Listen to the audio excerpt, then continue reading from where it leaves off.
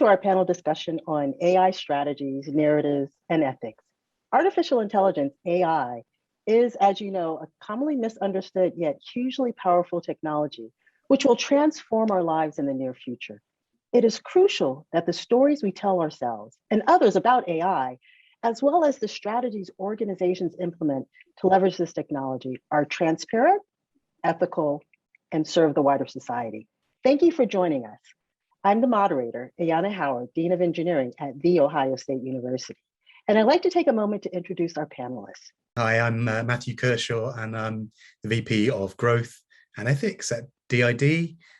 DID is an AI-driven creative media company. We're a startup, relatively small, 25 people. And my background is actually in kind of media and entertainment. Your company works on some very interesting technology that I think nicely intersects with this concept of ethics and AI.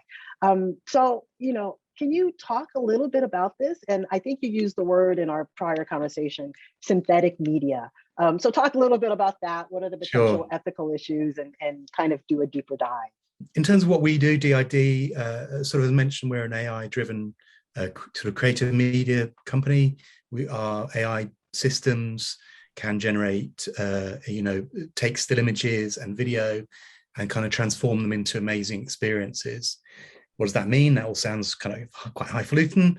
A good example of that would be a project we did recently with MyHeritage, which is like a genealogy site and app. You use it to sort of track your family history and upload family photos, particularly of family members who maybe are no longer with us.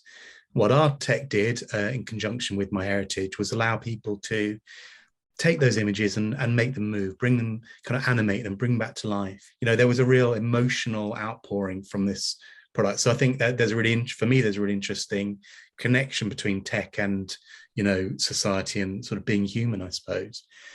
From a business perspective, did fantastically well. We've had nearly 100 million animations. It took the MyHeritage app to like #1 in 22 markets, including the US. And as I said, for a relatively small startup like ourselves, 25 people, that's like tremendous. So that's sort of that gives you an idea of the sort of things we do. We're talking to educational businesses, social networks, creators, marketing. We've helped Warner Brothers Pictures, have allowed film fans to put themselves in a trailer with Hugh Jackman for his latest movie. We've worked with Mondelez, the global food company, to promote, pastry brand in Asia. We've got a deal with Josh, which is basically the TikTok of India. It's massive, one of the world's biggest apps, but not much heard of outside of that region. So there's a real kind of mixture of applications. Basically anywhere there is text, you can now have video, which is much more engaging. So this is what synthetic media does. This is what the area we work in is about. We're very much focused on the human form, starting with the face, but moving on later on to kind of synthetic, creating bodies and moving them. But synthetic media includes the cloning of voices, the creation of scenes and scenery, and it's really incredible what this technology is doing. But like any new technology, as you'd expect, it can be used for good, as some of the cases I've outlined are, but it can be used for ill. I mean, I often sort of think about a pencil. A pencil in the hands of John Wick is a lethal object, right? But it can also be used to write poetry or solve maths equations or create great art. And this technology is very much, I'd say, in the same space. And the fear is, at its worst, that it's used by, bad actors to spread misinformation online, to defraud people. I think there are some, real worst case scenarios. I think there are some maybe more gray moral issues kind of in the middle. We recently had this issue with a documentary taking the voice of Anthony Bourdain, the chef, and kind of recreating it and putting in a documentary, and it created a real controversy. And our roots being in funnily enough, in privacy. Our company was founded actually to protect people's faces from facial recognition engines online. So we take the ethics of tech, really, really seriously. And because of all these potential issues, we're launching today here at Reuters Momentum a pledge, a 10-point pledge. The real heart of it is transparency. if people know that what they're watching is kind of generated by a machine, really most of the problems go away. To take that Anthony Bourdain case, the problem wasn't that they actually did it, and they even had permission from his family. But the issue was that they didn't say in the documentary, they didn't point out that, hey, this is a synthetic version of his voice. They left viewers with the incorrect assumption that this was really Anthony Bourdain saying these words. But ideally, what we would like is some kind of invisible, watermark that we can embed inside the content. And in many ways now we're all consumers of content, and as a consumer we should have that right to know what's in our content, same way as when you go to the supermarket you pick up a packet and it's got the ingredients and the nutritional information. We would like to make that information available, that sort of metadata. It needs the big platforms where the content is ultimately viewed, the TikToks and the Facebooks and the Twitters, to also take that on board, because it's all very well having the information embedded, but who the hell's going to go and decode it? You need to have that presented in the user interface. And we very much welcome actually not just the setting up of these kind of boundaries, but actual enforcement too. People aren't going to buy into us, they're not going to invest in us, they're not going to buy our products. There's a bit of a bad smell around it. So we very much believe and hope that it's a very nascent industry. It's very early on.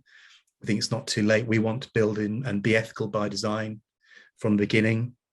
And you look at other companies, I won't name them, but Facebook, and you think, well, maybe if they built some of this thinking in earlier rather than adding it on later, and they have spent considerable money and attention, but nevertheless, it's always been an add-on, a little bit jerry-rigged. So we feel like, well, let's avoid that. Let's try and build in this ethical thinking kind of from the start, and really, as you mentioned, the word protect, our customers, society, and obviously our business. Yeah, I like this concept. So you heard it here, the ethics ingredient label. And what we could do is have products that have stamp, right? Designed with ethics in mind, or an ethics framework. And so you get a stamp, just like with food products. Absolutely, we would love that. Okay, so not so much doom, but concerns. Katrina and Matthew, do you have any? There is a concern we have, I suppose, just generally around, as I think Sana's alluded to, around this. Is a bit of a narrative of doom and gloom, and whenever AI is mentioned in a film, it's always pretty much always in a negative way. And obviously we see the huge upsides for business, for creativity, and so on. And I suppose the other thing we should be maybe thinking about is, we're talking about the kind of the here and now, but there's another, we're also thinking about what does this all mean kind of in the metaverse? What do some of these issues mean when you're not in, as it were, the real world? What does that mean, and what are the issues? So I think, that's the other thing I would say about this whole area is there's huge positives, but we also need to be thinking not just about the current cases and the current issues. And, we also need to be building for, what does it mean for me and my identity and my privacy when I'm in a space that's not the real world? And what does that, what are some of the issues around that? So yeah, that's another piece we're certainly very interested in, and we're actively moving kind of into that space as well. No, this is great. So just final question then, because we're almost out of time. So conversation, talent, ethics, synthetic media, how do we know when we've gotten it right? Hypothetically. I kind of have a point of view on this, which is, like anything else, you're never done. So in the same way as crime, we have better and better crime fighting systems all the time, and CSI and all these kind of things, and yet still criminals get away with it. There's this sort of cat and mouse that's perpetual, and I think we will be in that space forever. We need to be constantly on guard and wary, and we're a society, we've taken on so many more bigger challenges, and broadly speaking, done the right things, and we need to make sure that those values, I think that you talked about as well, Sana, our values are taken forward into our technology, and we keep an eye on all that stuff, and it's an eternal fight. There's been a wealth of knowledge shared. We have now reached the end time of our panel on AI strategies, narratives, and ethics. I'd like to thank our panelists. You guys were great. Just sharing your insights on this topic. I think that the flow was quite interesting. I learned myself. In fact, I was jotting down places to go and read about. And I would just want to thank again our audience. Again, until next time, I'm Ayana Howard, Dean of Engineering at The Ohio State University. And thank you for listening. Thank you. Thank Great you. session.